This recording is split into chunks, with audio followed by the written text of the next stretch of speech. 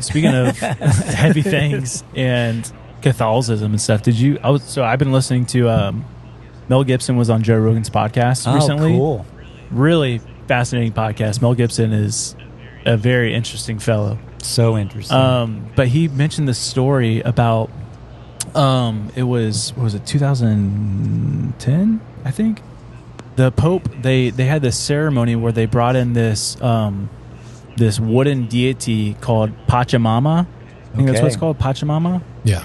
It's translated Mother God. Yeah.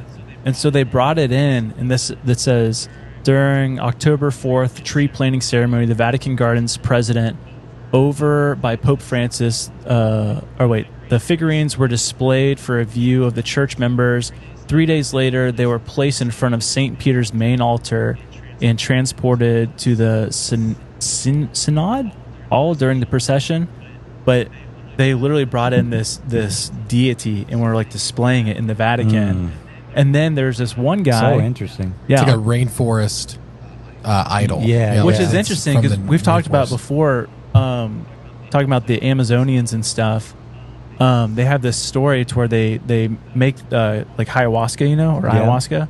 And they talked about that their mother god is the one that taught them how to make this tea or whatever. Yeah. To be able to communicate with her in this other realm.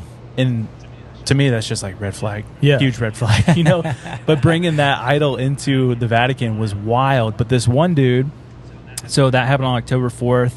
Not this year. I think it was 2019. That's when it happened.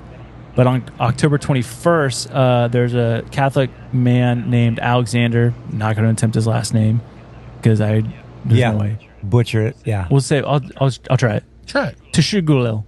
He's Italian, That's it. right? Tashugulil. Yes. But he was outraged by the entry of the pagan deity into the church, considered it a violation of the first 10 commandments. He stole it from the church and then threw it in the Tiber River. Amazing. So he got angry and just grabbed it and ran to the river and threw it in. Yeah, he said, this is an idol. Yeah. You guys have this idol displayed. And so he stole it and threw it in the river. I kind of love that. And then the Pope came rad. out. That's rebellious, man. I love it. But then the Pope came out and he apologized for that. And then they got it out of the river and put it back on display.